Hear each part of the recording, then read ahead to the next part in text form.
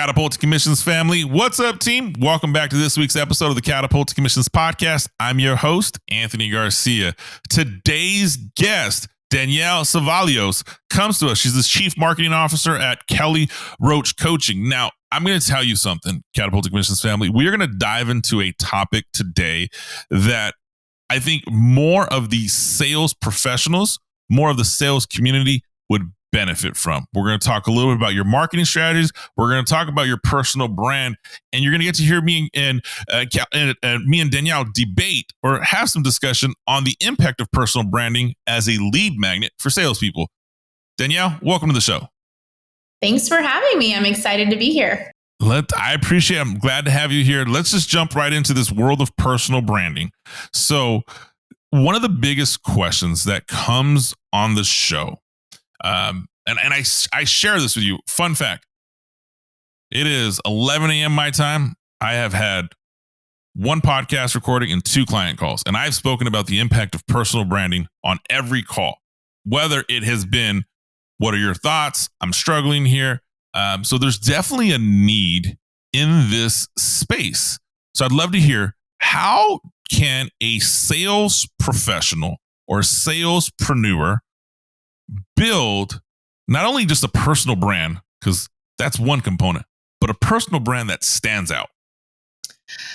Well, I have 8 million thoughts about this, so I will try to condense them all. I think in today's world, so there's so many people who really push back against sales, specifically online, right? So you're kind of already a little bit swimming upstream when you think about leveraging online platforms to prospect, to generate leads, and to sell.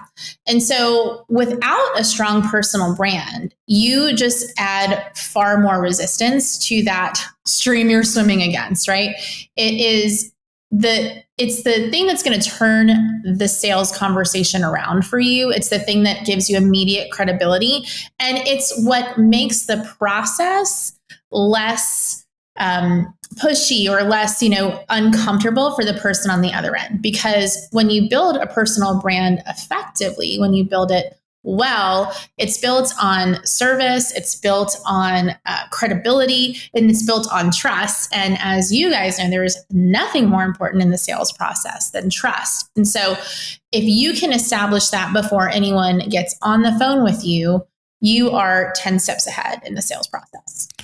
It's funny to hear you say the resistance component, because we have spoken about on this show, resistance is detrimental to the sales process, right? Like every salesperson, if you're viewing like your sales approach as like a battle, like I'm going to convince you to say yes, that's tension filled. You're going to meet with resistance. What you're saying is, let's bring the personal brand and let's just eliminate that resistance before you even jump on that first call.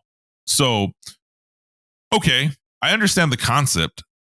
How do we do it? I mean, I see, and I'm going to be disclaimer, Catapulting family. If you dislike what I'm going to say, you can DM me and tell me about it. I'm sure I'll read it. I don't know if I'll respond, but here's the deal. I see one specific industry that always pops up with a personal brand, and some do it well and some fizzle out or don't do it well. And it's the real estate industry. Like I see realtors popping up with a personal brand every day on my newsfeed. Someone's new. How do we launch or develop a personal brand that is, one, in alignment with what we're trying to talk about, and 2, is effective, where I'm not viewed as just, oh, you're just here for the short term? Yeah. So there's so many schools of thought in this world. And so we use something called the conviction marketing method, which I'm going to break down, but it's important to understand a few things. So number one, most people get wrong something that is 100% within their control. And the thing that they get wrong when it comes to building a personal brand or any sort of marketing online is they're not consistent. And if you're not consistent, it doesn't matter how incredible your stuff is, people will forget you as soon as you stop showing up. So number one, consistency and frequency are not sexy, they're not fun, they're not exciting, but they're like the magic. They're the secret, they're all the things that everybody wants, the magic bullet. So that's number one, just kind of, those are the glasses I'm looking through. You got to show up consistently. Number two, we do not live in a world where anyone cares about what you have to say. So you have got to not only create great content, but you've got to learn how to engage with the right people. So if you have the mindset of, I'm going to build my personal brand and they will come, that is the wrong mindset. You need to build your personal brand, and then you need to act like you're in a room networking. If I walked into a networking room, I would dress a certain way. I would show up with probably like business cards or something. I would have something ready, and I would have meaningful conversations. I wouldn't be like, hi, Anthony, my name's Danielle. Do you want to buy my $30,000 program? Of course not. Like, none of us would. Well, I hope none of us would do that. So we need to think through, what does that look like when you're online? So that's the second lens I'm looking through. The third lens is, if it's a trend, I'm going to tell you it's probably not in your best interest. Unless you are an influencer, which I know your audience isn't, unless you're an influencer or you're trying to make it in like a singing career or a dancing career, there's no reason for any respectable business person to be dancing, lip syncing, pointing at nothing. It's not building the brand most people want to build. Again, there is a time and a place if you're product based, absolutely. But if you are someone who is a real estate agent or a broker and you are trying to build a database of people who are buying $1 million homes, they don't need to see you pointing around at nothing. That's not what they're looking for. So those are the frameworks I'm looking at. When you look at building your personal brand, there are 3 levels that you want to include in all of your branding. The first level is how-to marketing. This is simple, transactional, informational. Most people stop here. So I don't feel like I need to go in depth in this because I think we all know what this is. This is you're a realtor. You're talking about the interest rates going up. You're talking about how to find the right mortgage. You're talking about how to get a better price on your house, how to stage, whatever. It's all the how-to informational content. We see that everywhere. You're talking sales. It's how to improve your close rate, how to prospect better, all that stuff. It's wonderful, but people forget those people, right? So if you are telling me how to improve my close rate on a sales call, and I'm like, oh, that was really helpful, but then I'm going to go watch the next YouTube video and I'm like, oh, well, that was really helpful. I don't really have a connection to you. I'm not really like, wow, that was amazing. I'm just like, oh, thanks for the information. I'm moving on. So the second layer of personal branding is what we call hope marketing. This is where you look at, what are the things that stand in the way of people taking action? What are the things that they need to believe? And how can you inspire them? So for my real estate agent, everyone believes right now it is impossible to find a house, right? The market is so bad. Nobody can buy houses. I'm going to have to pay so much more than asking price. And if I even get to make the offer, because sometimes I get to the house and it's already sold, there's this belief system that this process is hard and it is impossible. So how does a realtor combat that? A couple ways. Number one, they talk about the wins they've gotten. You know what? I just closed 3 houses for clients that were only $2,000 above asking price, not $80,000 above asking price. That's one level, testimonials. The second level is just inspiring them like, hey, your perfect home is out there. It may take some time. It may take a little effort, but I promise you, I will be the bulldog who finds you what you're looking for. It's inspiring them, right? They have to believe it's possible or they're never going to have a buying conversation. The third level is conviction marketing. So this is where you look at your industry, your landscape, and you look at everything that's not right and everything that you do differently, and you speak directly to it. Back to my real estate agent. I know a lot of realtors hate Zillow. They hate Zillow with a passion. Why do they hate Zillow with a passion? Because it's undermining the real estate industry. It's causing a whole lot of drama, and everybody's got an opinion on it. When you talk about that in your marketing, when you build your brand around that, you become someone who stands out. Now you're different. Now I'm like, wait, I always go to Zillow. Why shouldn't I go to Zillow? Now I'm like bought in. I'm like, all right, well, tell me more. Like, why is this bad? It connects people at a different level to you. So when you add those 3 layers, your personal brand doesn't just become transactional, it becomes a connection. So guess what? I might not be buying a house now, but if I see you all the time on my feed and you're teaching me and you're inspiring me and you're like, Zillow sucks, here's why, and here's what I'm doing different. When I'm ready to buy a house, you're top of mind. And I don't have to think like, oh, who am I going to go to? I already know I want to work with you. And so building that brand is layering those different types of marketing all on top of each other. Whoa.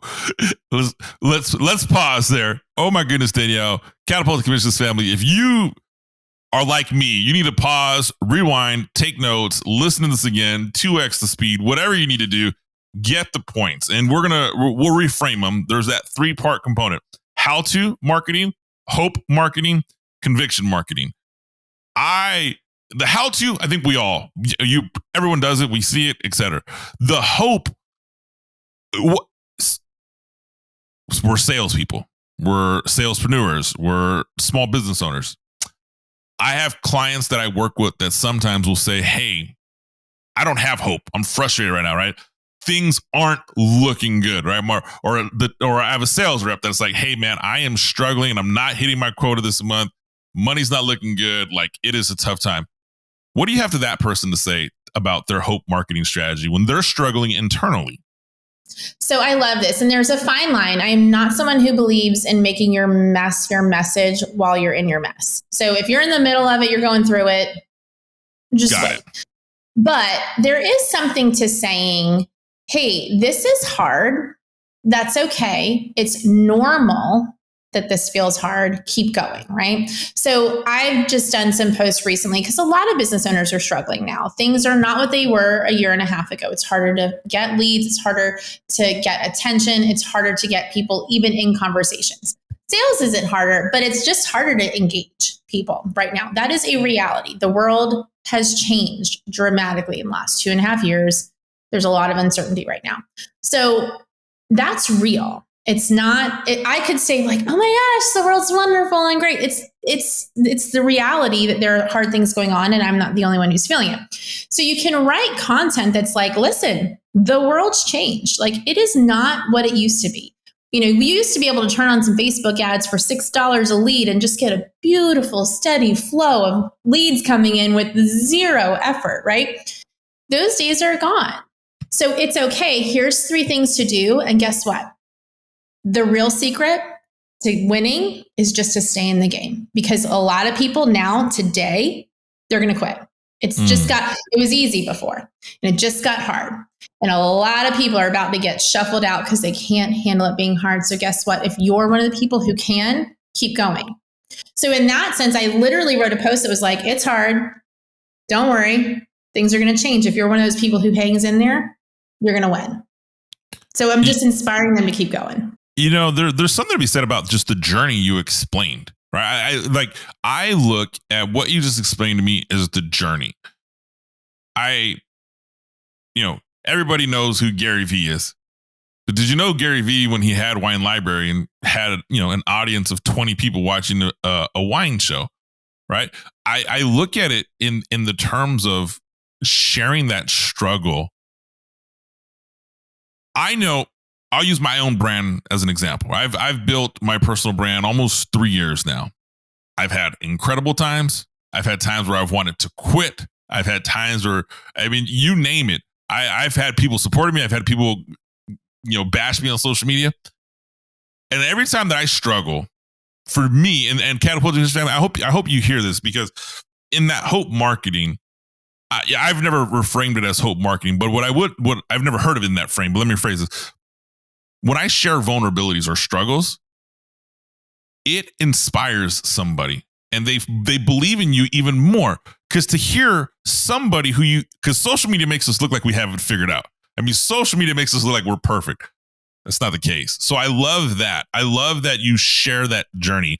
And then you're talking about people quitting and giving up.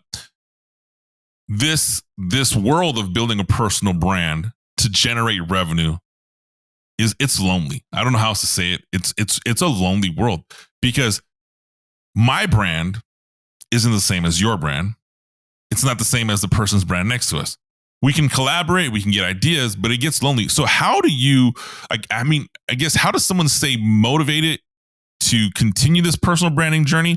And I guess motivation, we could substitute that for, how does someone automate this? Because personal branding is time consuming.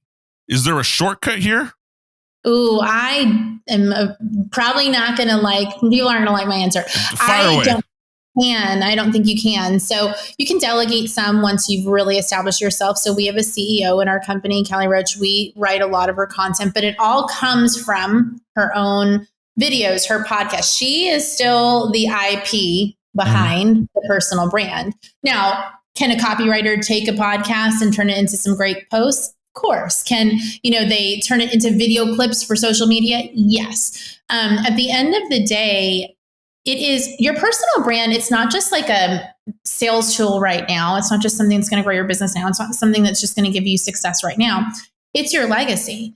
In 25 years, whatever you're building right now, that's what you're going to be remembered for. So you can't outsource that too much and you can't automate it too much.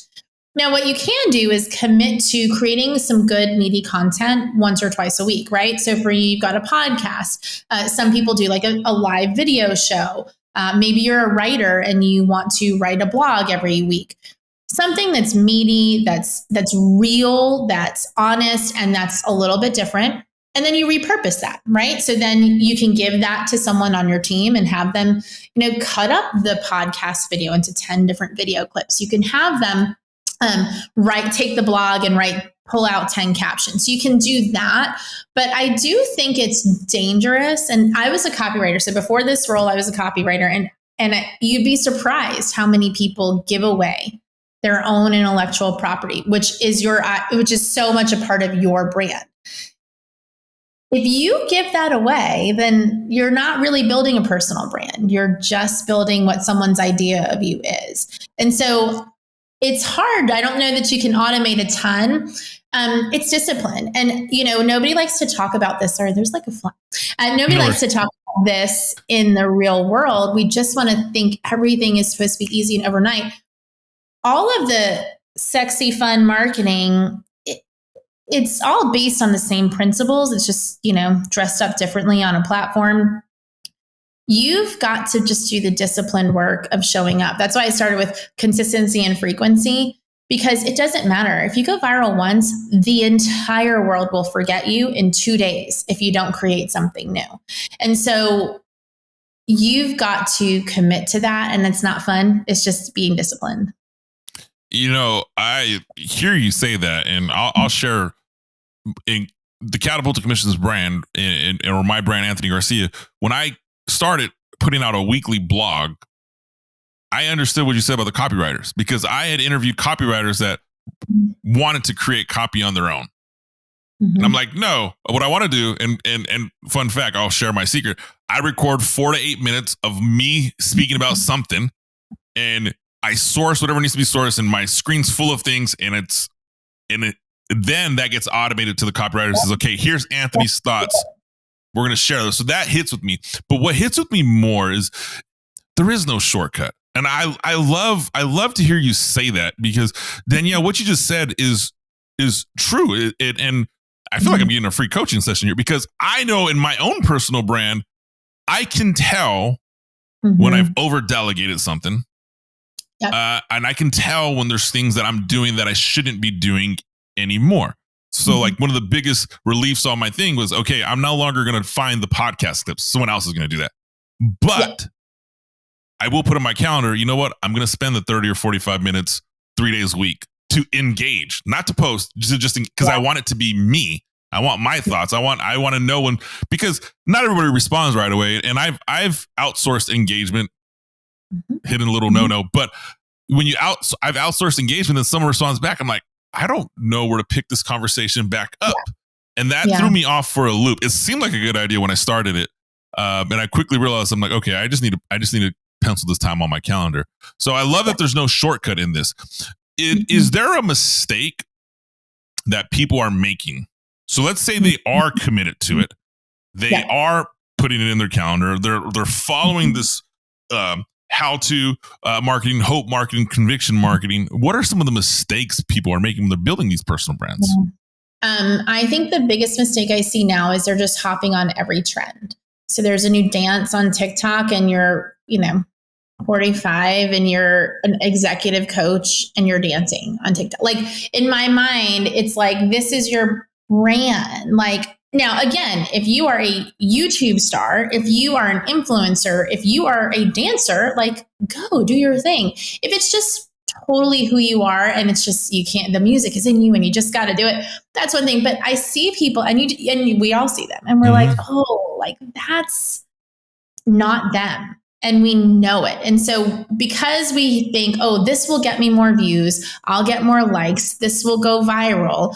We do these things that are like ridiculous otherwise. And you know it's ridiculous because you don't want to show your best friend or your sister or your mom or your spouse because you know they're going to be like, what's up? If you have a teenager in your house, like, you know, that's a good test. Is like this really you?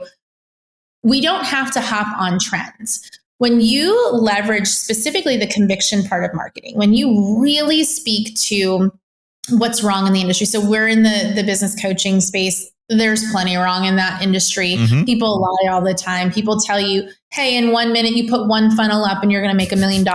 It's all a lie. Like it's so unreal. Nobody tells the story of like, no, you are going to hustle your face off for like 10 years and then you're going to make $1 million.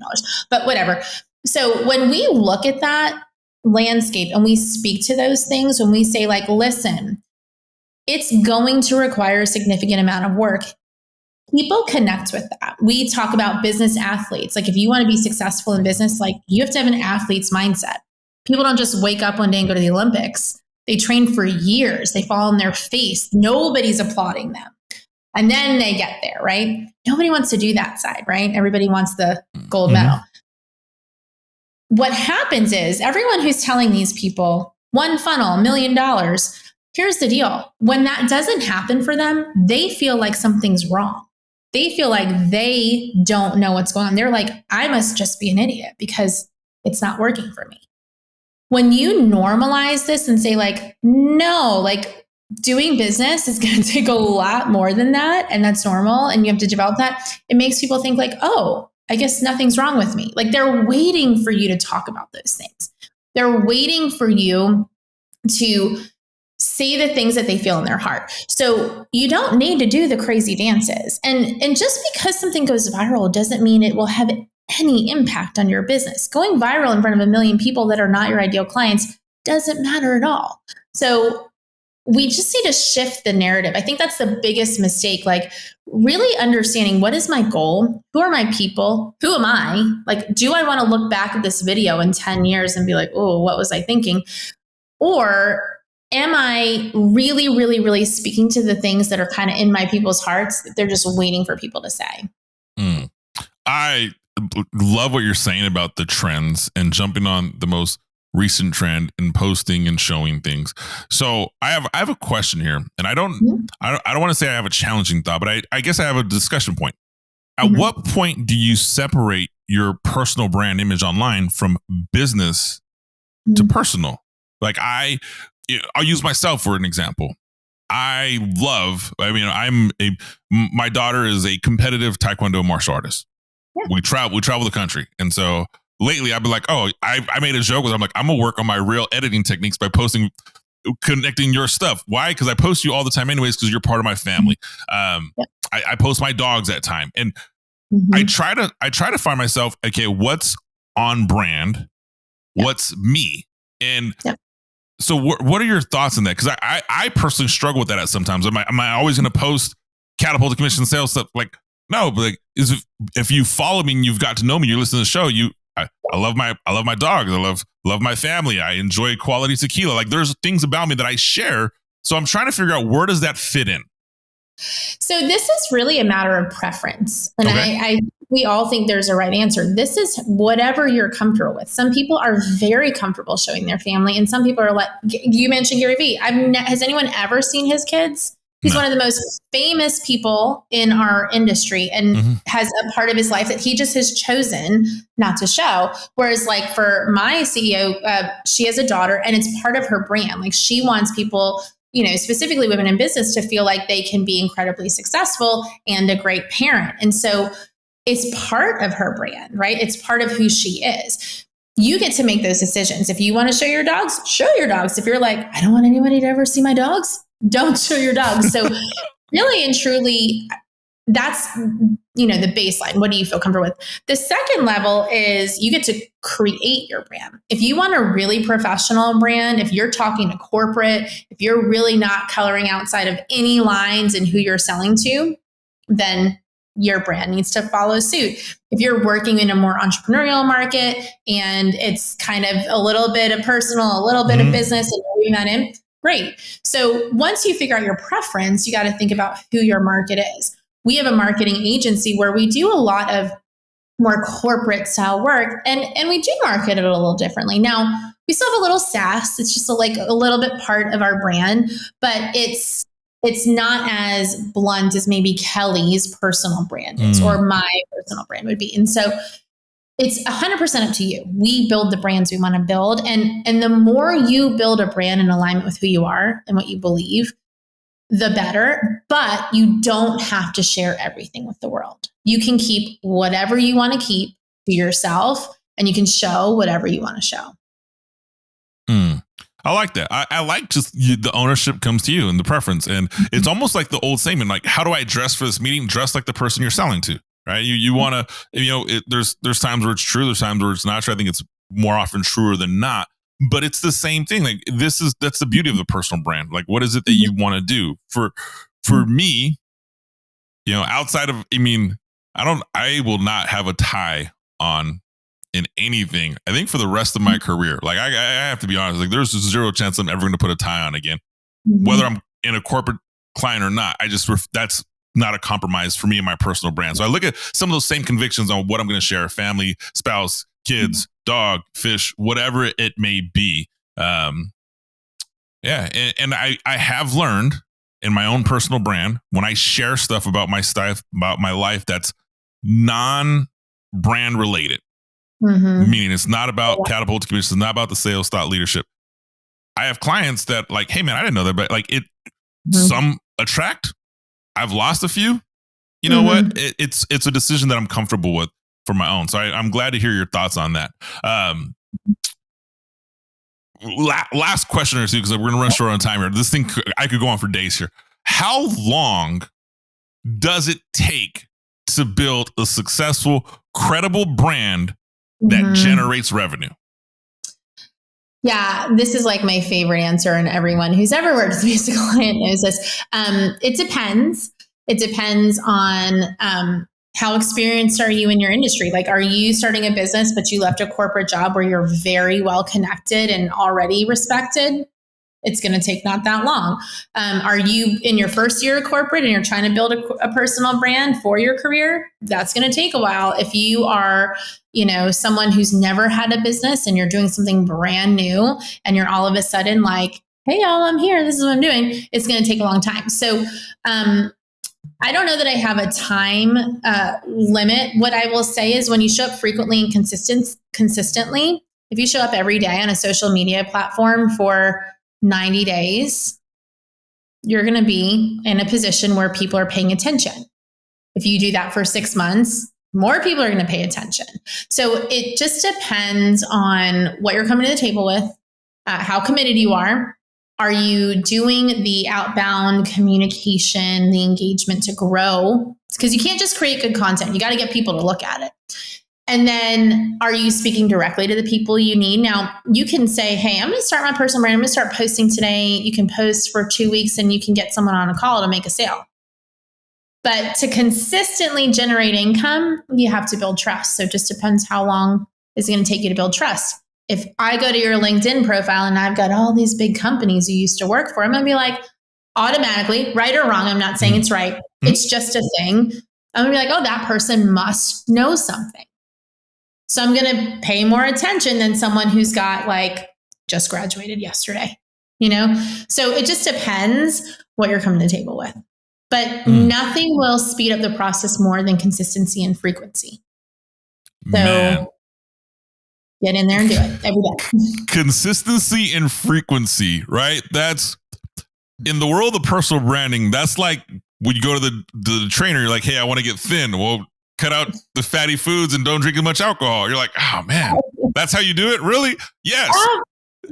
So I love it. I love it. Well, Danielle, I appreciate this conversation. I have to ask you on air, can I get you back in a couple months? I have a bazillion more questions, and I could turn a 30-minute show to 3 hours today. So I have tons of stuff for you. But for the Catapulting Commissions family, how do they learn more about you? How do they get connected to you? Where do people find you? All that fun stuff. Yeah, you can find me on LinkedIn. That's where I hang out, Danielle Cevallos, and it's hard to spell, Cevallos. But we also have, so my CEO that I work for, she wrote a book called Conviction Marketing, and you can get that on Amazon. And it really walks you through everything we talked about today. So in much more depth. So you can grab that book as well. Awesome. Catapulting Commissions family. We will have those links in the show notes, so you'll definitely be able to get connected there. You know what to do. Like, subscribe, comment. Be sure to tell us your thoughts. Message me. Let me know your struggles with your personal brand. Let me know what your thoughts on the marketing strategies that we learned from Danielle today. I'd love to hear from you guys. Be sure to go get connected with her. Find her on LinkedIn. We'll put all those links. I will see you next week.